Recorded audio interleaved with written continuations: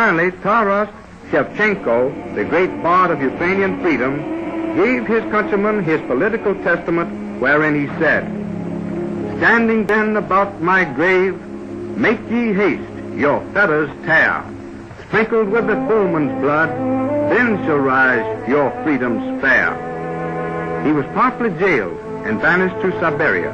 His pioneer work was then successfully continued by Ivan Franko, the most brilliant Ukrainian poet, author, and philosopher. The year 1914 found the Ukrainians not quite prepared, but fanatically anxious to use the World War for the realization of their political ideals. And as Imperial Russia refused to even partly acknowledge Ukrainian claims, the Ukrainian movement assumed a pronounced anti-Russian character, resulting in the formation of a special Ukrainian legion in Austria. Early in 1917, Tsarist Russia collapsed.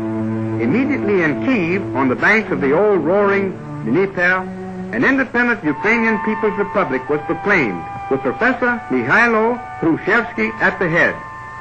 In October 1917, Bolsheviks got hold of the Russian Republic and launched at once an undeclared war against the Ukrainian upper class.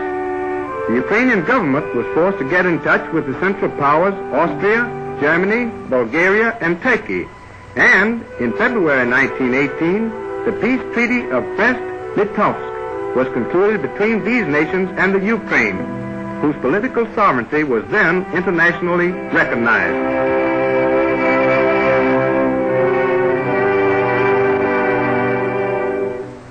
November 1918 brought a new development in the Ukrainian situation.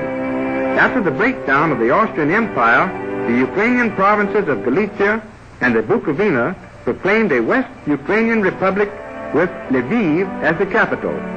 In January 1919, they solemnly joined hands with the Eastern Ukrainian Republic of Kiev. A struggle ensued with the Poles in the west and with Russian Bolsheviks in the east. Without proper arms and munition supplies, the united Ukrainian armies put up a heroic fight that lasted till the middle of November 1919. Unable to carry on any longer, being deprived of literally everything and exhausted to the point of collapse, this comparatively small but desperately brave army disintegrated. And Eastern Ukraine became a part of the Soviet republics, and the Western Ukraine was divided between Poland, Romania, and Czechoslovakia.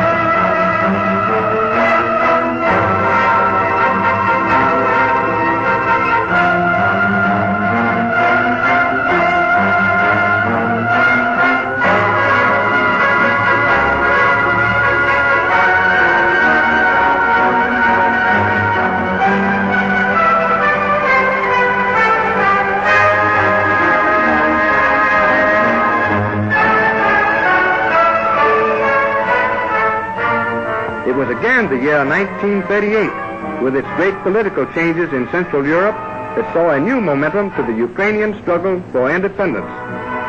The little Carpatho Ukraine, once a Hungarian province and after a part of Czechoslovakia, came into world prominence when at the Munich conference she obtained wide autonomy by general accord. The Carpatho Ukraine, on March 15, 1939, proclaimed her full political independence by an act of her freely elected parliament.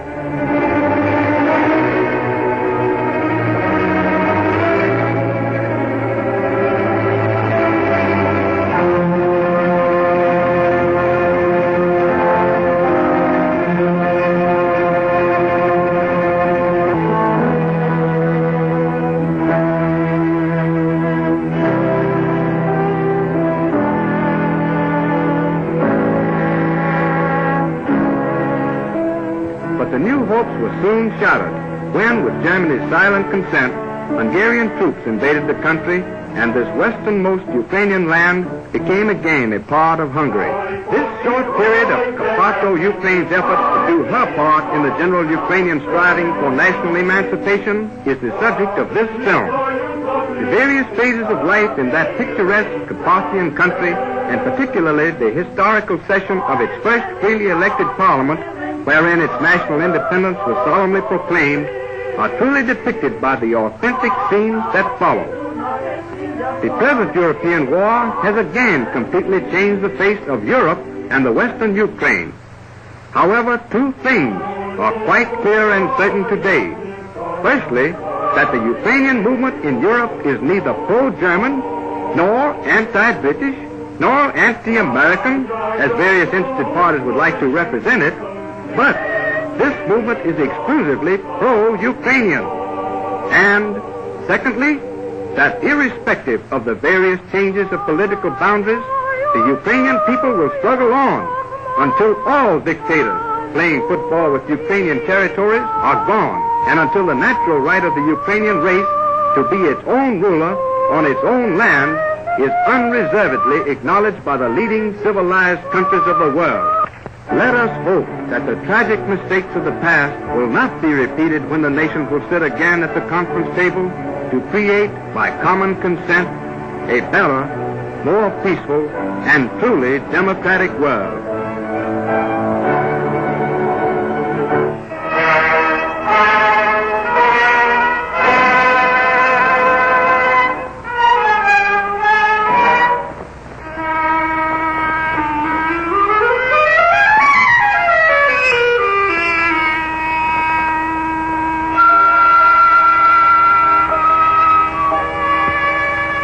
Looking down into the valley, we see the picturesque city of Hust.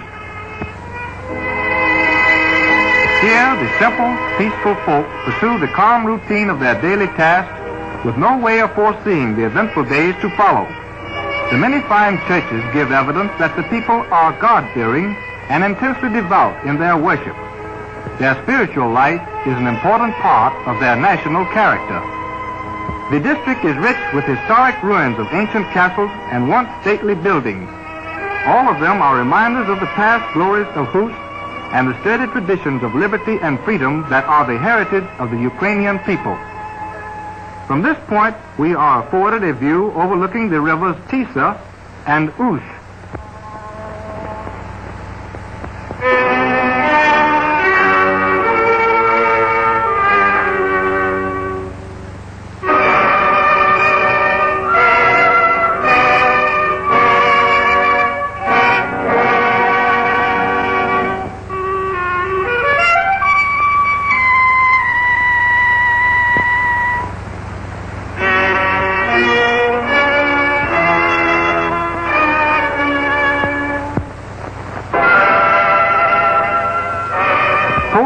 Czechoslovakian guards are stationed at the border.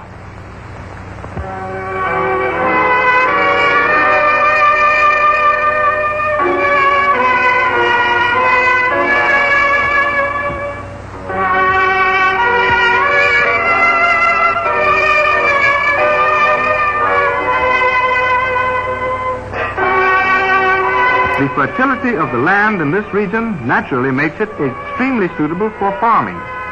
The cultivation of the soil, therefore, is the chief occupation, and the successful methods employed have undergone little change in the course of the centuries.